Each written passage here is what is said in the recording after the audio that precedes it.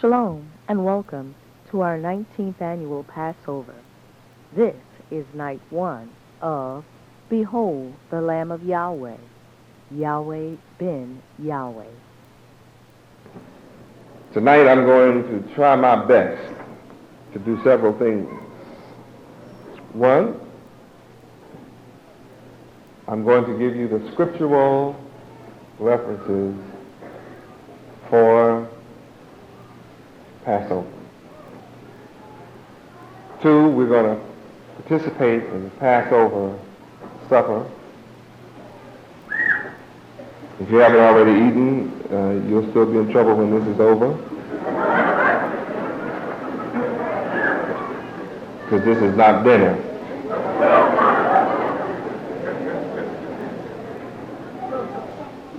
Praise Yahweh. So to start this off, let's turn to Exodus chapter 12.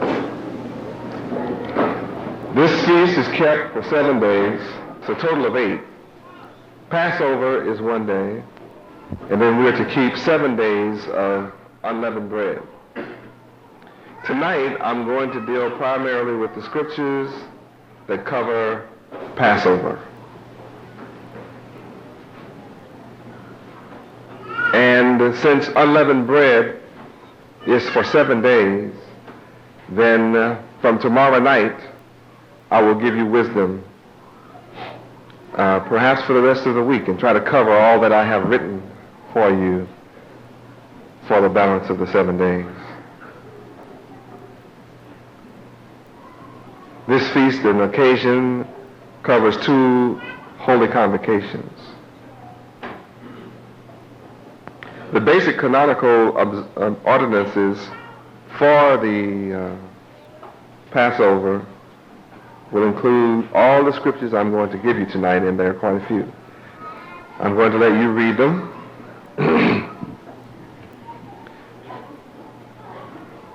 So let's begin reading. Exodus chapter 12, verse 1. Read. And the Lord Yahweh spake unto Moses and Aaron in the land of Egypt, saying, Here we see something that's very important, that perhaps most of you would like to experience and never do. And that is have Yahweh himself speak to you. Until my coming, your God was spirit. And there's a lot of spirits out here. And there's no way in the world you can identify the spirits talking to you.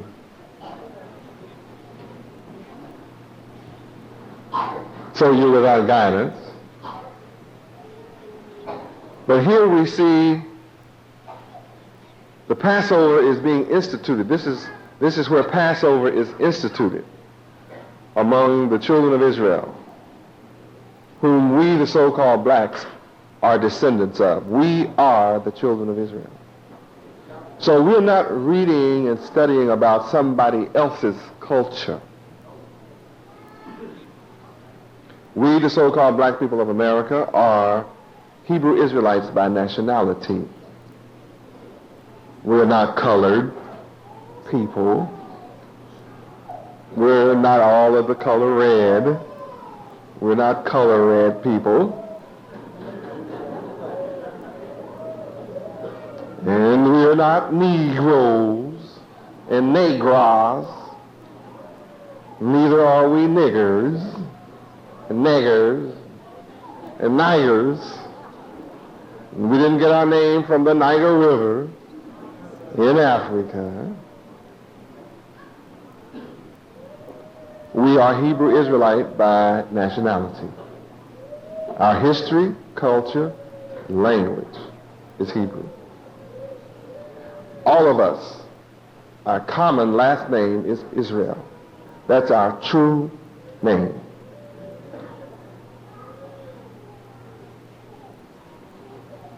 Our people had names when we were brought to America as slaves. Then why don't you carry the names of your forefathers? Something happened. Something happened to the names of your forefathers who were brought to America a short 433 years ago. Now, white people still know their names before they came to America. They know their names all the way back to England. Pardon? White folks know their name back to France. White folks know their names back to Germany. White folks know their name back to all of Europe. Why don't you, our people, know your names back to when you were brought here? They were already here and they knew their names. We had names. What happened to your names? You have been so completely destroyed that you have not wanted to know your name. You are proud to have the names you carry. Whose names are those? You want to be free from white people? Then what must you first do to become free? Give him his title back. His ownership title over you is his name. And when you study the history of America, you find out we were the property of white people. And when you own property, you put your property in whose name?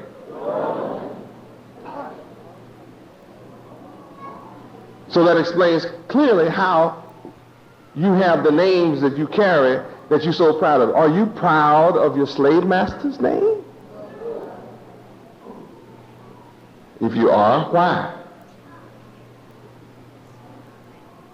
So to be free, you're going to have to give up your slave name and receive your own name. Notice in the scripture, Yahweh is speaking to somebody that has a name. And Moses was not the name of some other people, and Aaron is not the name of some other people, though they were in Egypt. Aaron is a Hebrew name. He did not have an Egyptian name. Aaron is a Hebrew name. Huh? And although Aaron was living in somebody else's land, Egypt, he still kept his name. Now, though you living in America, why do you have the names of Americans? So-called Americans. There's no such thing as an American name. You do know that, don't you? All the people in America come to America from another land with their names and retain those names until this day. So you think about that. Here, Yahweh is speaking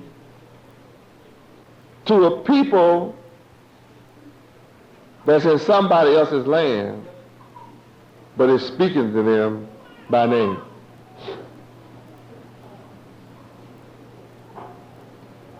How many of you would love to have been back there in those days to hear Yahweh speak to you? To hear God speak to you? That all of you that raise your hands don't know who I am. For the same God that spoke to you then is speaking to you now. The same God that spoke to Moses and Aaron is talking right now. Same God. How many would like to have been back in the Garden of Eden when Yahweh used to come and walk and talk with Adam every day in the cool of the evening? How many would like to be back there?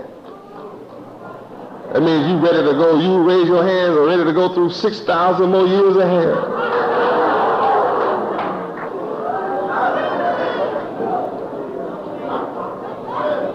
The same God that walked in the garden and talked with Adam is walking the earth now, talking to you. Oh, he's not dead. He's alive. You just have to discover that Yahweh is ever living. So you don't have to wish you could go back to where Yahweh used to talk with men. He's able to talk now. And he is.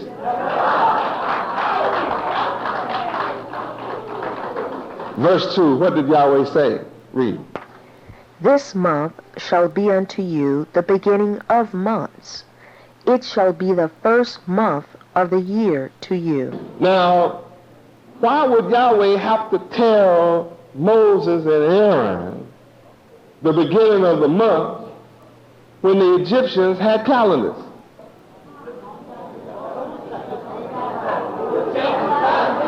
You figured it out? At least try to figure something out. You may not have figured it out, but at least figure.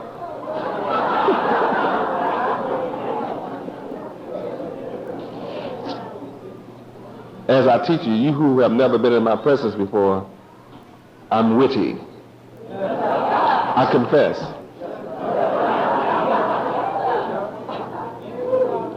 And I teach with a lot of humor. And I make you laugh a lot. But guess what? I'm telling you the truth, and I'm serious. I'm very serious. But you can enjoy the truth. Learning the truth is fun. Fun is learning. It becomes apparent here that Moses and Aaron did not know their beginning.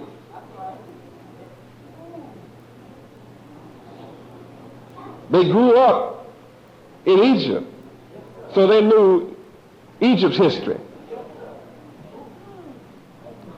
Oh yes, they knew Egyptian history. They knew the Egyptian gods. They knew the Egyptians' history, the Egyptians' culture, the Egyptians' language. And if it was Arabic, then we knew it and we spoke it.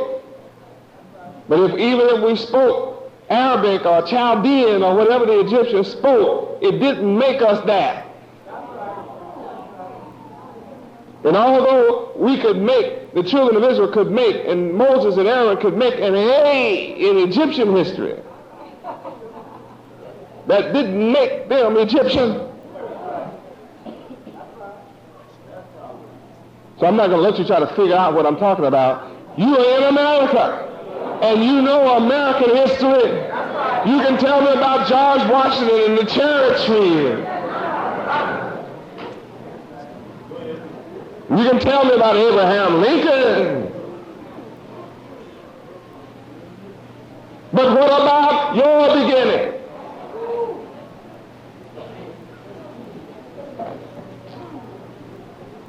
I'm speaking to you, but do you hear me? See, Moses and Aaron were listening. But are you listening? You don't have to go back to see how this was. What was is going on now.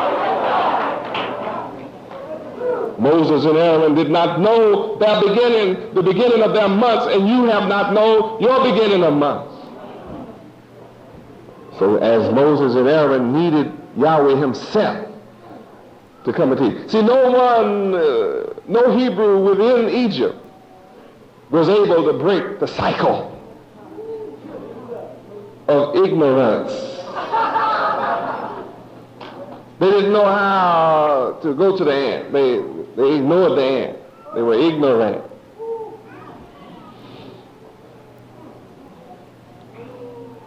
And notice in verse 2, Yahweh is not hesitant. He's not wondering. There's no doubt here. He said, this month shall be.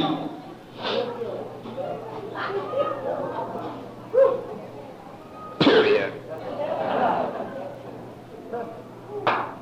Shall be what? Unto you. Well, where's that in the history book? Yahweh? I didn't read that in the Egyptian school I went to. I made an A in Egyptian history. I didn't see that in other books in the Egyptian library. I mean, notice Moses and Aaron didn't question Yahweh. They knew they were in trouble. Because Pharaoh was giving them hell. What?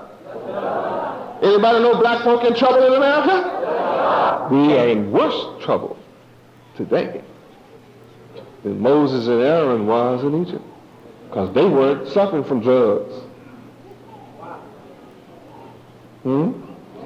They had some plagues, but they didn't have AIDS.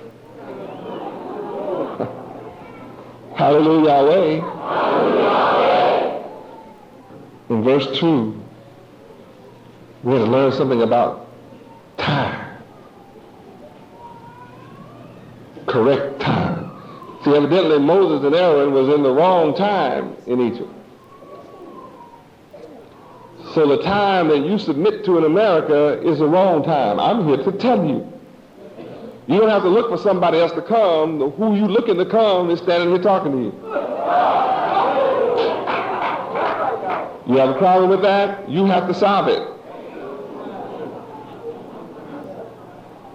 See, someone else may have had a problem with Yahweh talking to Moses and Aaron, but see, they had to solve that. I read in my book that Pharaoh did have a problem. Who is this God of Israel that I should pay any attention to? Who is this Yahweh that I should listen to? Well, when you read the book, even Pharaoh found out who he was that he should listen to. So will America find out who I am, Yahweh ben Yahweh, that they should listen to? Because I come with this same message. Praise Yahweh. Notice, I'm not coming with a new message. It's that my message is new to you. I'm reading a message that Moses and Aaron heard, but they didn't hear it like I'm presenting it to you. Because you have an advantage over Moses and Aaron. See, when Yahweh was speaking here to Moses and Aaron, they could only see Pharaoh in Egypt. But today, you're in a position to see Moses and Aaron and what Yahweh said to him in Egypt and compare it with now. That's an advantage.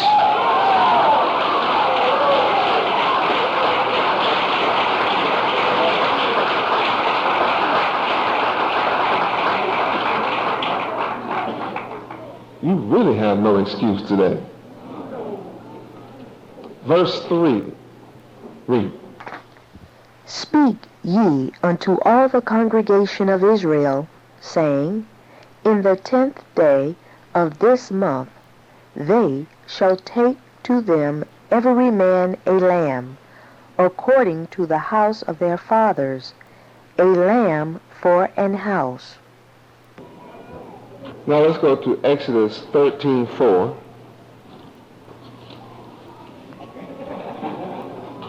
Read. This day came ye out in the month Abib. Let's turn to chapter 23, verse 15. Read. Thou shalt keep the feast of unleavened bread. Thou shalt eat unleavened bread 7 days, as I commanded thee, in the time appointed of the month Abib. For in it thou camest out from Egypt, and none shall appear before me empty. Chapter 34, verse 18, Exodus. Read. The feast of unleavened bread shalt thou keep. 7 days thou shalt eat unleavened bread, as I commanded thee, in the time of the month Abib. For in the month Abib thou camest out from Egypt. Deuteronomy chapter 16, verse 1. Read. Observe the month of Abib, and keep the Passover unto the Lord thy God Yahweh. For in the month of Abib the Lord thy God Yahweh brought thee forth out of Egypt by night. Now it seems here that being brought forth is important. That you must come out of America. And whether you like it or not, you're going to be brought forth out of America. No matter how much you want to stay in her, you're going to come out of her. Now, it's going to be a joy if you want to come out, like he tells you. But if you don't want to come out, then read the whole book of Exodus, and you will discover how painful it is to not keep the commandments of Yahweh. You will understand how destructive it is, as Pharaoh learned how destructive it is, to not listen to the voice and the commandments of Yahweh. And if you be a wise person, what will you do? You will listen and obey and keep the commandments of Yahweh. And what will be the result? Deliverance. You'll come out and be what? Safe? Saved.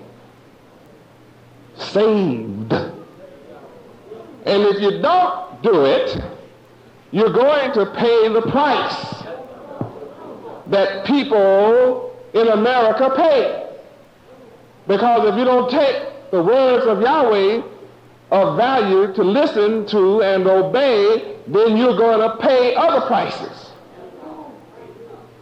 that America has set up for you.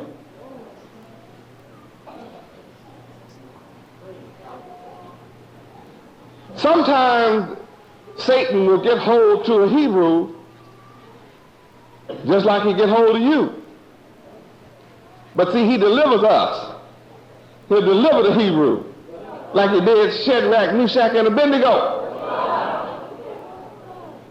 But if you don't want what Yahweh has to offer, who's going to deliver you?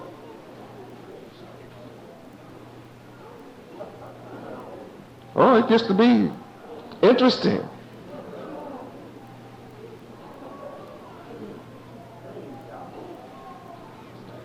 Now, when you learn your correct time, you're going to be brought forth out of America by night.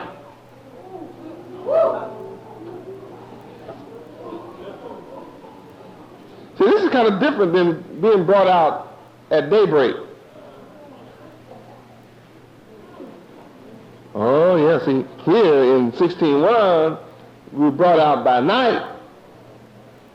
And that's how you're going to be brought out in America, by night.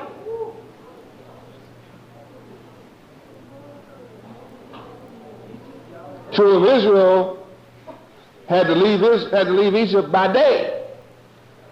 But you're going to have to be brought out, just like it's written, by night. Wonder what that means. It means when I deliver you, America will not be able to see her way. She won't be in the light. She'll be in darkness. Well, you better look that up. It means her knowledge will be turned backwards. And all that America does is backwards.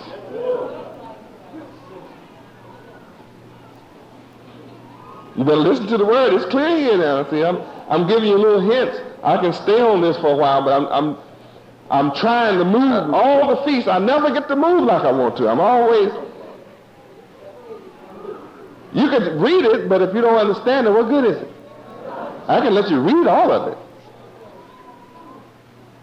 But how many prefer getting an understanding of it?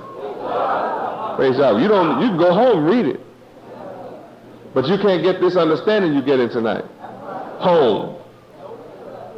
You must observe the month of Abib. Who gave the knowledge of the month of Abib? Did he give it as a spirit? He spoke it.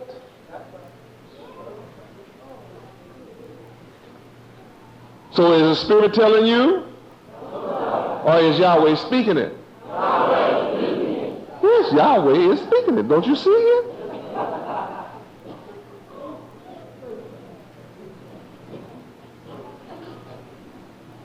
Face to face. This is to solve the problem of whether you think I'm real or not. Exodus 33:11. Read.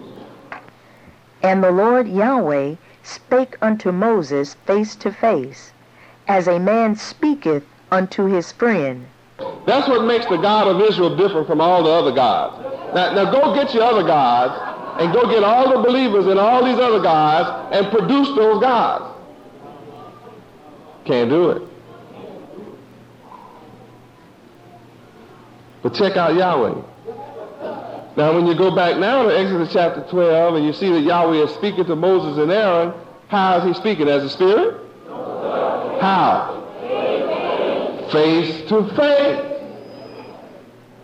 How am I speaking to you now? The only difference is Moses and Aaron didn't have a problem with Yahweh's face. Do you have a problem with my face?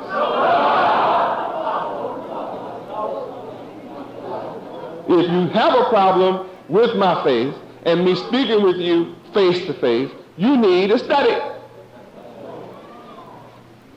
And I've just shown you the God of Israel speaks face to face.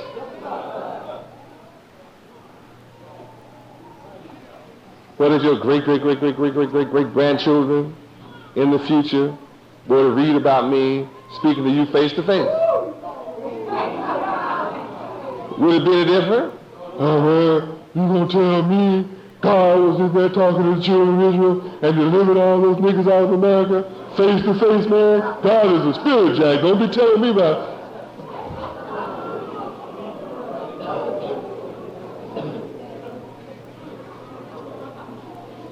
What? It's the same.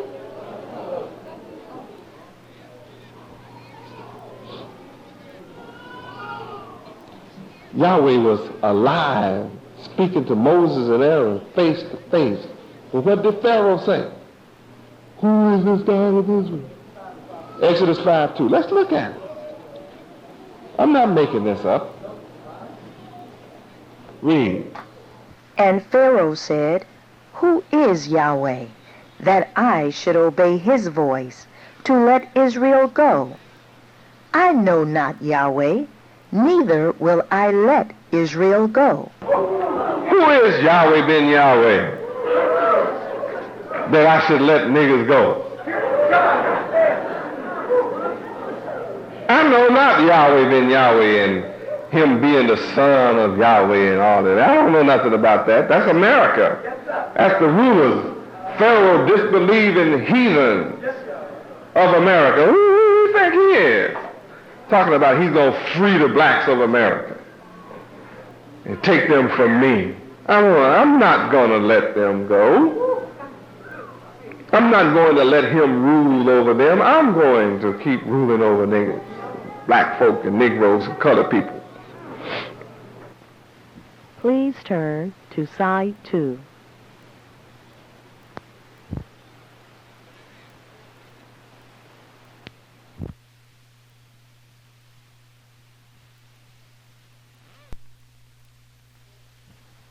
But by the time you get to chapter 12, you see that Yahweh is not worried about what Pharaoh thinks.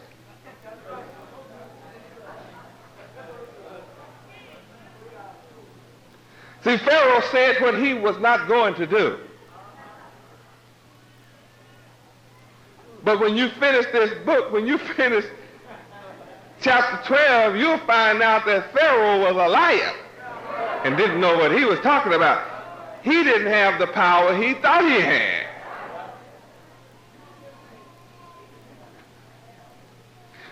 You see here that before Yahweh delivered the children of Israel, he had to educate the ones that would lead him out.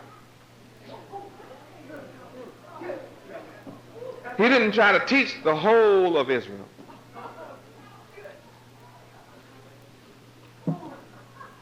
He called Moses aside first and taught Moses.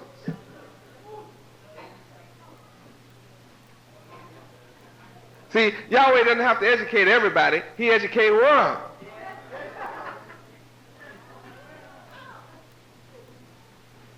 It wasn't Moses and Aaron that turned around and looked at the burning bush. It was Moses.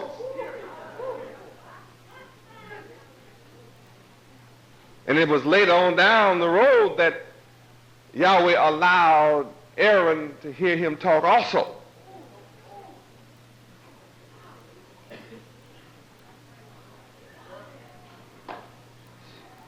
Yahweh is so powerful that he can take one of the Hebrews from among the Hebrews. That's what he did with Moses.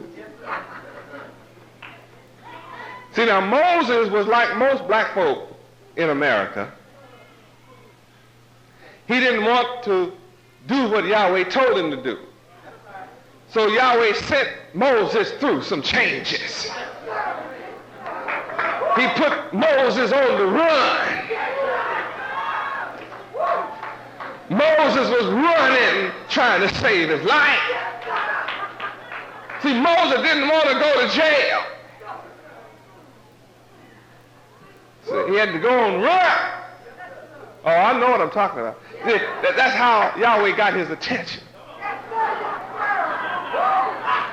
See, in America, sometimes Yahweh have to get after you and carry you through some changes. And at the moment you go through the changes, then you'll say, yeah, I know Yahweh is God. Okay, Yahweh. Okay, I'll do what you say, Yahweh. All right. But see, as long as you turn around and get hard-headed, he got something else for you. He'll work on your case until you submit or else. He don't mind. Either way, he wants to bless you, but if you don't want him to bless you, he can deal with the or else. See, Moses and Aaron believed, but Pharaoh said here in Exodus 5:2, I don't know him, don't want to know him, and not listening to him, so he had to suffer the or else.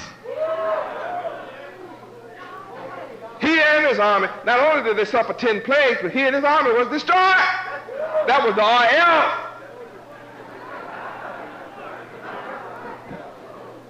Now, when I look back at that history and see what happened to us then, and I see what's happening to us in America, and I see the identical parallel,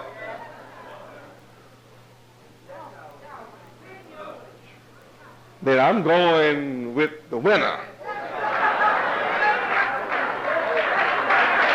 And I see the winner is Yahweh.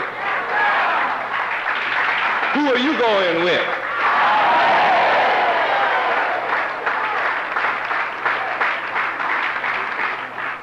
This is a beautiful class.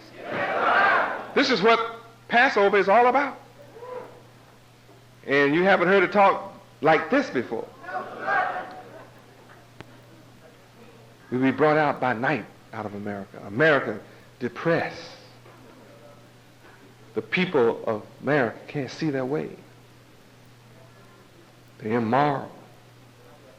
Their schools are going down instead of up. The children are being destroyed instead of enlightened.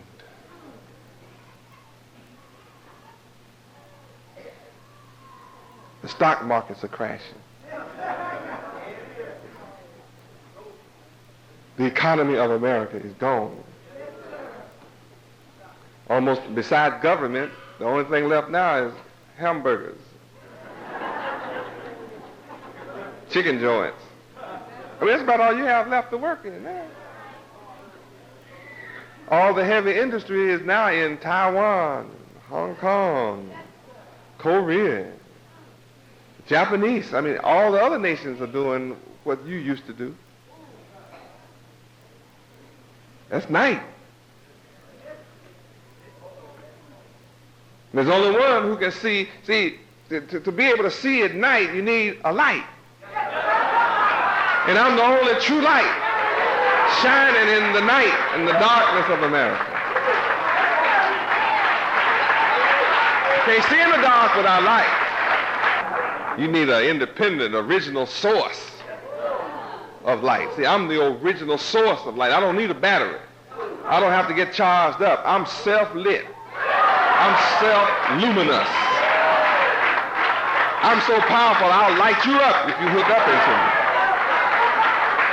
I'll light your mind up if you hook into me. And when I lighten your mind, I don't lose any of my light. I can give all of you my light without diminishing mine.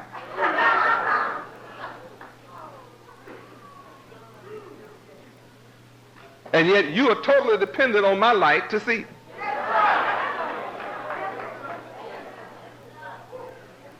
So my light is in you, but without me, it's gone. So I'm the source to bring you out by night. That's why Moses and Aaron listened to the source. They didn't have any argument here. You read it and show me what argument. Show me where Moses and Aaron are arguing with Yahweh about. This ain't the right month. Jesus told me this was the month. Oh, January.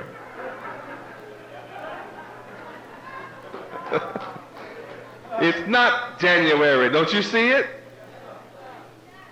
Yahweh hasn't changed his mind. Why did Yahweh bring us out of Egypt? To show us that you could be brought out. And he's showing us that he didn't need an army to bring us out. He just educated one man.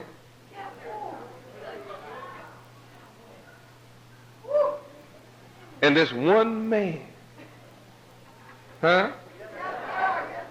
educated all of Israel. Let's read verse 3. Where? Exodus chapter 12. Exodus chapter 12, verse 3 again. Read.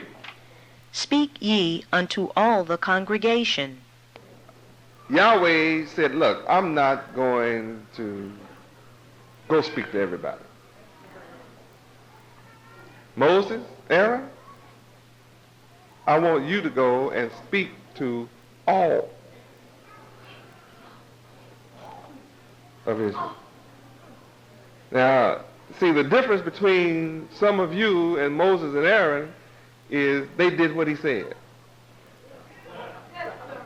So you now have the opportunity to do what I say. And notice, see, there's no room in verse 1, 2, and 3 for Moses and Aaron to come up with their own program. You know, if you let us go, you know, move around, I mean, we'll come up with a program in a minute. We are so funny. I just have to laugh at you. You're beautiful and I love you, but see, you keep trying to be God. And you haven't gotten there yet. You just keep trying. What does this mean? See, Moses and Aaron didn't come up with their program. Yahweh did not tell Moses and Aaron, well, go to the library and do some research and see if you can work up a plan of salvation for Israel.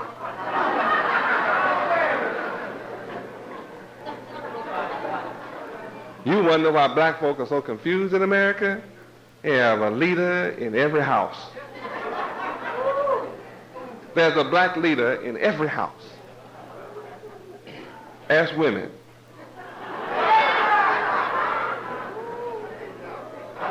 Most women have heard the man say, I wear the pants.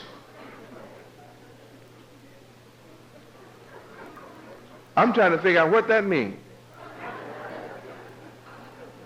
I'm a man and have on pants, but I never figured out what that meant. I wear the pants. I mean,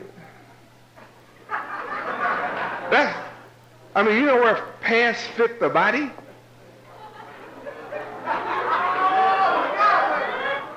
And you have to remind a woman about that? You don't have to remind her about that. She's controlling you and that.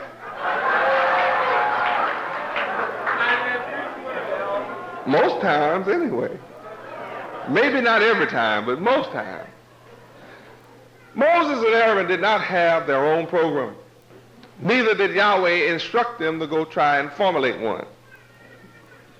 Yahweh gave them what he wanted. He said, this month shall be unto you the beginning of all months. I don't care what you learn in Egypt. Now, I want you to go to all of Israel and speak to them and tell them that. What I just told you, you go tell them.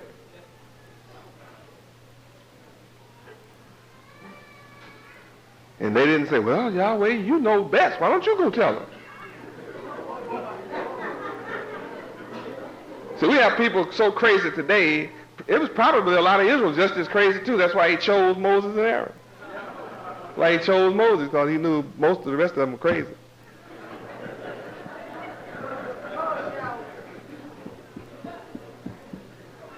Oh, hallelujah, Yahweh. The truth is so beautiful. Here, Yahweh has instructed Moses, speak to all the congregation of Israel and say this.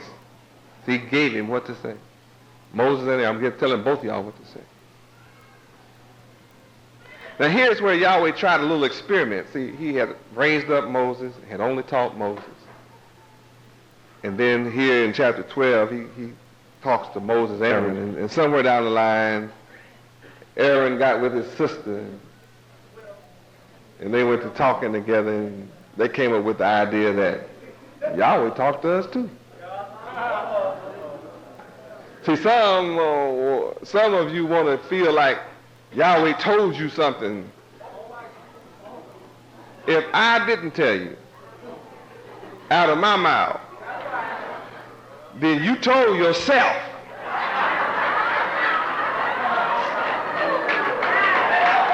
You don't need a line on me. I didn't tell you no such lie. Yeah, Yahweh told me I was asleep last night, and Yahweh been Yahweh. Can Yahweh talk to you, in a dream? You better let a dream be a dream. But Yahweh educated one, and then he talked to two. When he talked to two, it caused a little confusion down the road.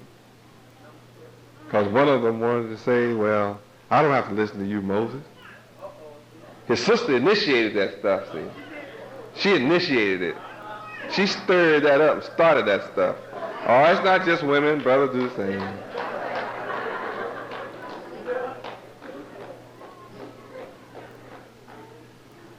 It seems that Yahweh can succeed in delivering a whole nation of people by educating one man. It's the message right here at the Feast of Passover. Read verse 3 again. Speak ye unto all the congregation of Israel, saying. Notice. The message is to be delivered to whom? Well, what about the Egyptians? Well, I don't want to be saved if the Egyptians can't hear. What about the Egyptians being saved? So you're going to deliver all Israel. What about the Egyptians? Who says that in America today? What does my people say in America today? I come to you with a message for you, black man. What does he say? What about white folks?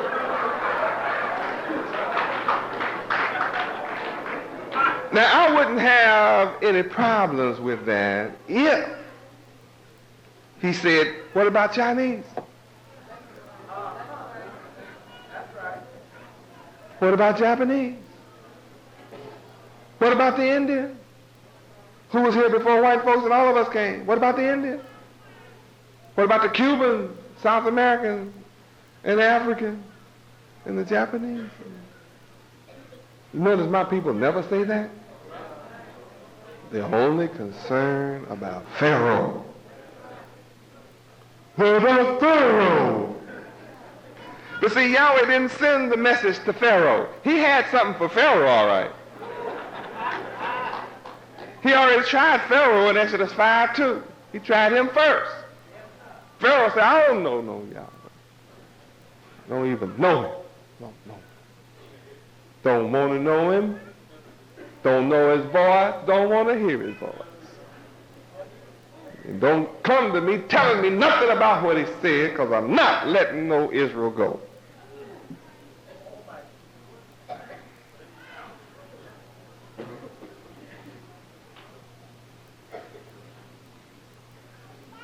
What about other people? Do they have a chance to come here? Yes. Do all people and all nations know I'm in this city? We have proof. They all know I'm here. Do they know the nights I teach? Then why aren't they here?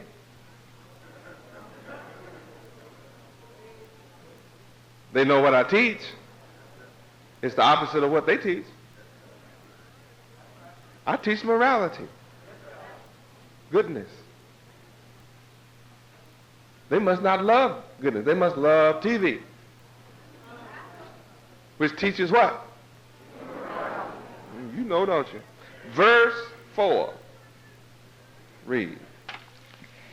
And if the household be too little for the lamb, let him and his neighbor next unto his house take it according to the number of the souls.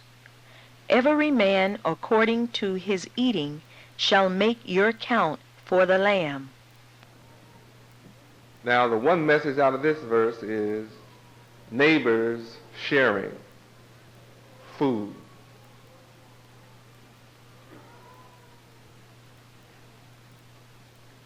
If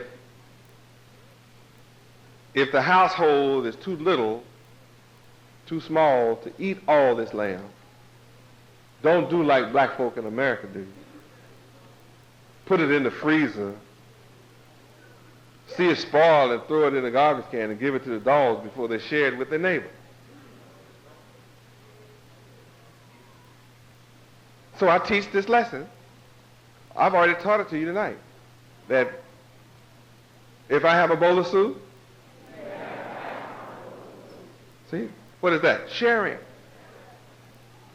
We used to share as a people. But we've come to the point now that when you have your food on the table and somebody ring the doorbell, you hide all the food, close the kitchen, and burn incense. Because you don't want to tell nobody, have some. So you're not even going through taking no chances. If you didn't get a chance, you thought it was one of the kids, and you opened the door and it was somebody else, you say, well, dinner's still cooking. If it was ready, I'd invite you for dinner, but it's not done yet. It's been done an hour. Got all the plates out, getting ready to get it on the table and telling lies because you don't want to share any.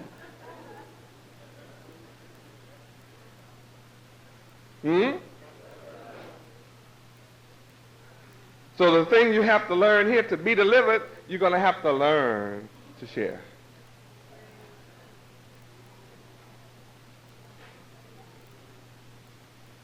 That's the verse there. That's what I'm reading.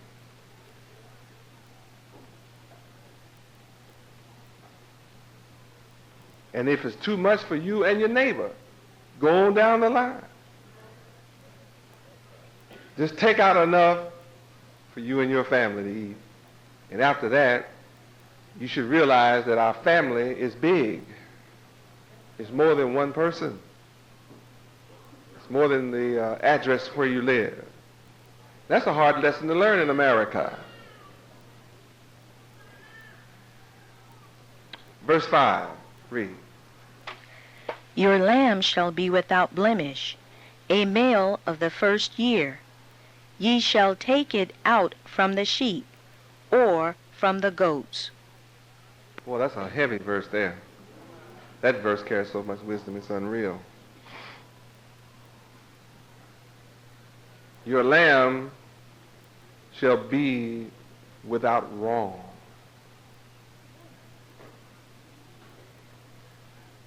The lamb is meat. And when you go back into your mind, you can have the milk of the word and you can have the meat of the word. And this is saying that Israel has been so educated now that they are ready for the meat of the word.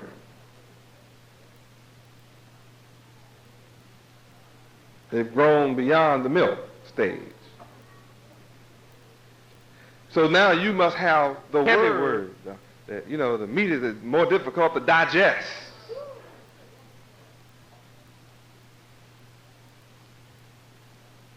So now, in order to be delivered, you must have messages and knowledge and understanding from Yahweh that's more difficult to understand, but you must eat it anyway, and it must be without wrong. In America, it's difficult for you to eat the words that are without wrong in them.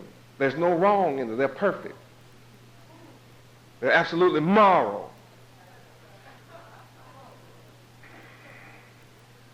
And brothers must become more than a male. If you're only a male, you're going to be sacrificed. You know how you run around and you think, I'll wear the pants? And think that being a male makes you a man? No.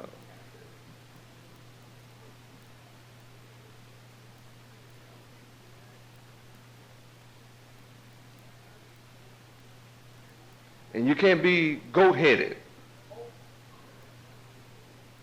You must be separated from the goat. You study the nature of a goat and go running out there in a pen where goats are. You'll find out how they are.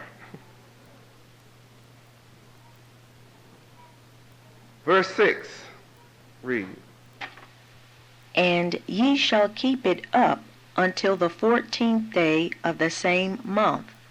And the whole assembly of the congregation of Israel shall kill it in the evening. Looks like there's some separation that just went on. That what you're going to have to eat has to be separated. Keep it up. What does keep it up mean? Huh? It cannot eat what it normally eats. The diet has to be restricted to a cleansing diet. So you have books to read in America, but they're not clean books. So you need a book that's separated from all the other books. And let your mind feast on that. And you're going to have to kill that immorality. All of Israel is going to have to kill immorality and eat an unblemished word.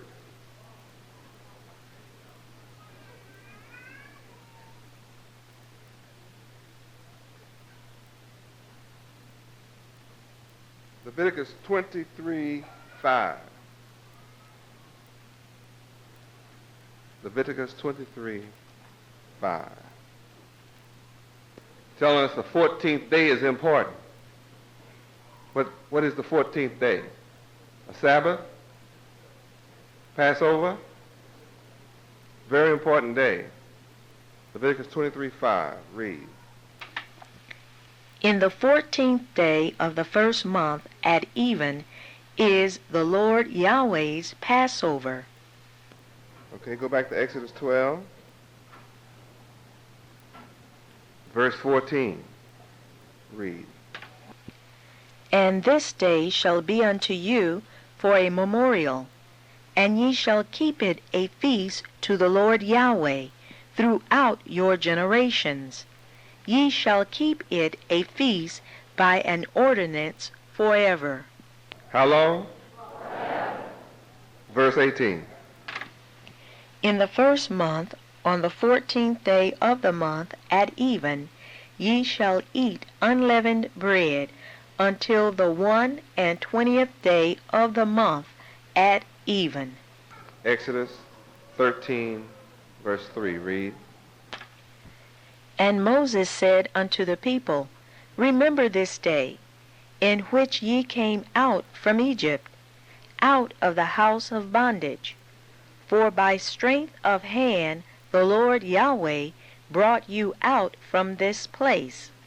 There shall no leavened bread be eaten. Verse 10. Read.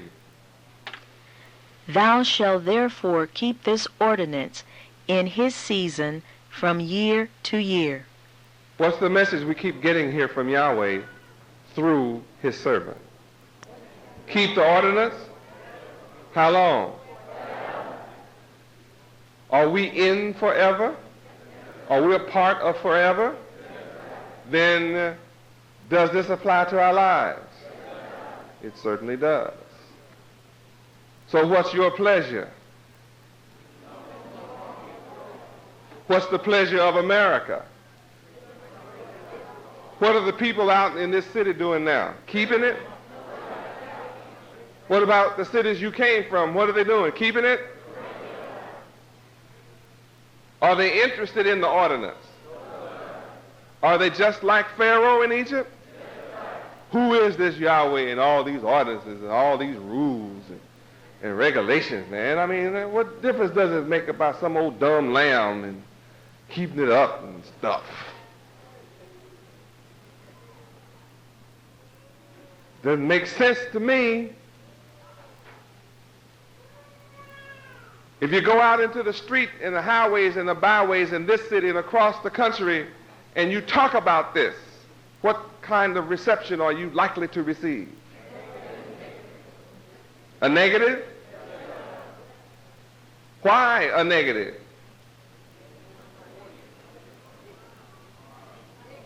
Ignorant, blind, deaf, dumb, ignorant, and rebellious. What when you take them and show them this is what Yahweh said for you to do forever? What will some still do? Walk away from it? You mean some will walk away from this? And act like you said nothing? What about let them read it for themselves? I know that'll change them.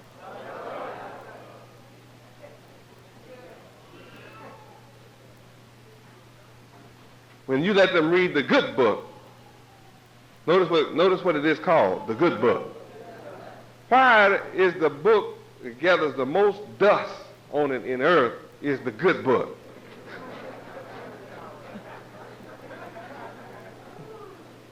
Isn't that something to think about? So the love of man has been misplaced. How many admit that our people in America need education of Yahweh? That this is what's missing. This concludes night 1 of Behold the Lamb of Yahweh, Yahweh ben Yahweh.